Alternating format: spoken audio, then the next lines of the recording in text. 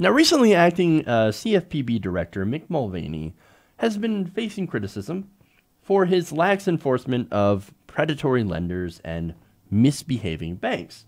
Now, critics want to point out, and they love to point out, the recent billion-dollar settlement with Wells Fargo as proof that he's doing his best with enforcement, and that, hey, man, look, you libtards need to just lay off, man. Mick Mulvaney's doing a fantastic job. He's really taking those bankers to task. To which I say, it's ridiculous. And look, here's why. Now, while the Wells Fargo settlement was pretty big in relation to other settlements, like nobody has paid that much before, I think I've talked about before the fact that our enforcement and the penalties and the fines for some of these financial institutions are woefully out of date. And look, when you realize that Wells Fargo pulls in billions of dollars in profit every year, every quarter, billions of dollars in profit, that $1 billion fine doesn't seem like a whole lot. So, in reality, this massive fine is nothing more than a slap on the wrist, right? Now, secondly, and far more important, or at least when it comes to the focus of the story, is that the settlement is also full of loopholes. And this is, of course, thanks to Mick Mulvaney. Now, The Intercept explains that according to the language in the settlement agreement, in order for homeowners and auto loan customers to receive restitution, these are people that, of course, did get screwed over by Wells Fargo, and in some cases, people with auto loans ended up getting double insured, which in some of those cases, they ended up losing their car. They ended up having it repossessed because they couldn't afford the double insurance on it that was tacked on there. Now, these people who deserved this restitution for getting screwed over would have to identify an economic or other cognizable harm based mainly on a specific violation of federal law, under a standard created and judged by none other than Wells Fargo.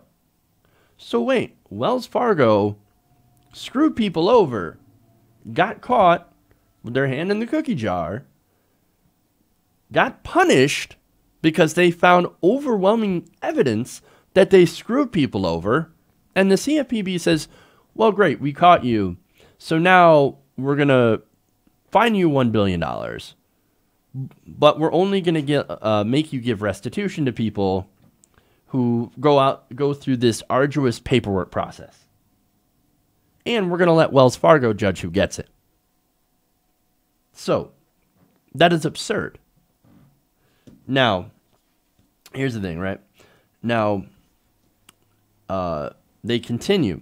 While the CFPB does get to audit the remediation plans, there's no mechanism for forcing the bank to change those plans outside of going to a court and claiming non-compliance with the settlement. So that court case would likely last for years. And with that army of corporate lawyers that they have, it is very possible that people screwed over would not be able to be able to get justice. Now, not only that, but under Mulvaney, do you think that that's actually ever going to happen? No, there's not a chance. Not a chance. Now, I have a quote here from a bankruptcy attorney, Omax Gardner, who says, how many consumers do you think will be able to complete and document the claim forms that Wells Fargo would be able to engineer? Using, of course, their extensive corporate lawyers and all of their experience to be able to draft these documents. Now, Gardner continues, by estimating that about 1%, at best, 1% of people that were screwed over by the company would actually be able to fill out these paperworks and possibly get restitution that they were owed. And this is after a company basically stole from them. No, this is a scam. This is a scam. In fact, this kind of agreement has never, ever been seen before. So, Look, in fact, normally before Mulvaney took over, penalties were a bit more fair. In fact, I have an example of that. That's the 2014 settlement with U.S. Bank. Now, in that, the bank was fined $47.9 million for installing something called add-on products to credit card customer accounts without authorization and often without even providing the service. Now, in that instance, U.S. Bank had to pay customers the full amount of the add-on product for the entire time that they had them, along with all fees that shouldn't have been imposed and any finance charges.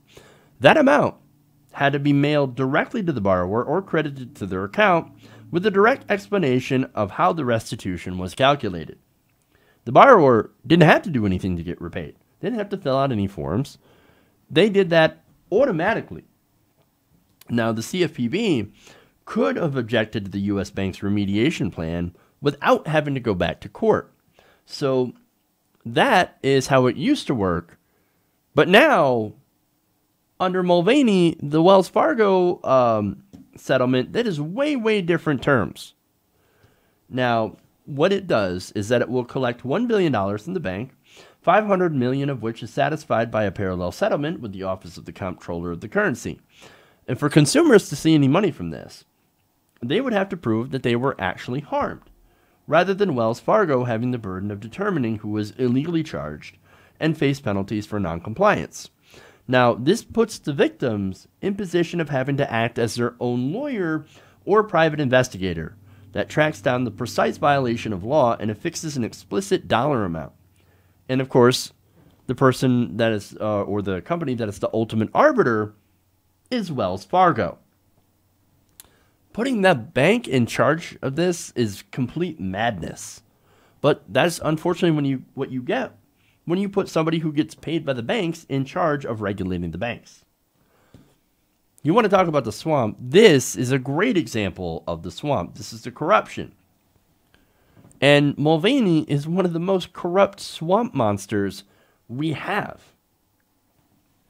I mean, look, recently Mulvaney was caught telling banks, hey man, if you want me to listen to you, then you're going to have to bribe me more. You're going to have to send more campaign contributions our way. Congress's way. That's the only way we're going to do your policies. I mean, I agree with all your policies, but I want my share of the money.